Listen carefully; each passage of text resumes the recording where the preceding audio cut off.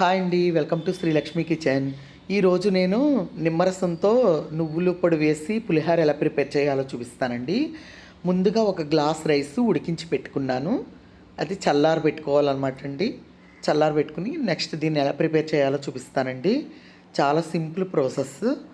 ఇదిగోండి, ఒక్క నిమ్మకాయ రసం తీసి పెట్టుకున్నానండి. నేను రైస్ని బట్టి నేను నిమ్మకాయ అనేది రసం తీసుకున్నాను. స్టవ్ ఆన్ చేసి బాండీ పెట్టి ఇదిగోండి, ఇప్పుడు దీంట్లో ఒక స్పూన్ శనగపప్పు, ఒక స్పూన్ మినపప్పు వేసుకుని బాగా కలుపుతూ ఫ్రై చేసుకోవాలండి. ఇలా బాగా కొద్దిగా గోల్డ్ కలర్లో ఫ్రై అవ్వాలి. పచ్చివాసన పోయేంత వరకు ఫ్రై చేసుకోవాలి. ఇందులోనే ఒక పావు టీ స్పూన్ మెంతులు వేసుకుని బాగా కలుపుతూ ఫ్రై చేసుకోవాలి. మెంతులు బాగా ఫ్రై అవ్వాలండి, లేకపోతే చేదు వస్తుంది. బాగా గోల్డ్ కలర్లో ఫ్రై అవ్వాలి. అందులోనే 2 స్పూన్లు నువ్వులు వేసుకోవాలి. 1 స్పూన్ ఆవాలు వేసుకుని కలుపుతూ ఫ్రై చేసుకోవాలి. చూడండి, నువ్వులు బాగా పేలుతున్నాయి, బాగా వేగినాయి అనమాట అండి.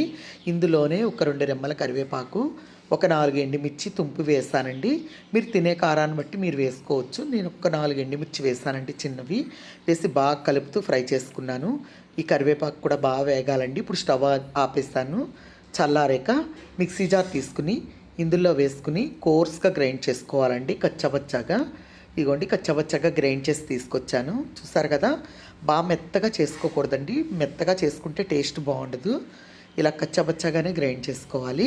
దీన్ని ఇప్పుడు మనం పక్కన పెట్టేసుకుందామండి. ఈ పొడితోటే పులిహోర అంతా కూడా రుచి అనేది బాగుంటుంది. ఇప్పుడు స్టవ్ ఆన్ చేసి బాండీ పెట్టి ఆయిల్ వేసానండి. ఆయిల్ హీట్ అయ్యాక 1 స్పూన్ ఆవాలు, అలాగే కొద్దిగా ఇంగవండి, ఒక పావు టీ స్పూన్ ఇంగవ వేసుకుని బాగా కలుపుతూ ఫ్రై చేసుకోవాలి. ఒక పచ్చిమిర్చి చిన్న ముక్కలుగా కట్ చేశానండి. ఒక 2 రెమ్మల కరివేపాకు, ఎండుమిర్చి కూడా కావాలంటే వేసుకోవచ్చు. నేనైతే వేయలేదండి. ఎండుమిర్చి మనం వేపి పొడి చేస్తాం కదా, అందుకని నేను ఎండుమిర్చి వేయలేదు. ఒక పావు టీ స్పూన్ పసుపు, ఒక పావు టీ స్పూన్ కారం వేసుకుని ఒకసారి అంతా కలిపేసుకుని స్టవ్ ఆపేసుకోవాలండి. స్టవ్ ఆపేసుకుని ఇందులోనే ఈ వేడిగా ఉన్నప్పుడే నిమ్మరసం కూడా వేసేసుకోవాలి.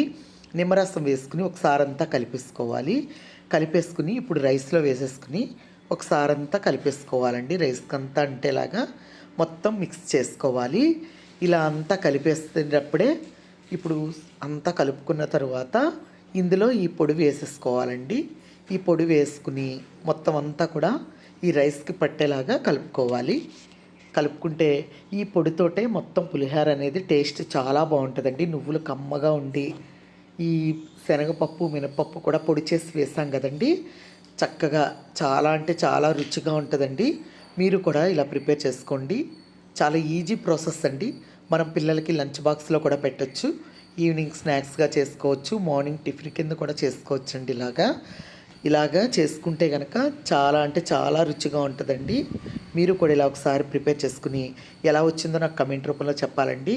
అలాగే నా ఈ వీడియో కనుక నచ్చినట్లయితే లైక్ చేయండి, షేర్ చేయండి, సబ్స్క్రైబ్ చేయండి, కమెంట్ చేయండి. Thank you.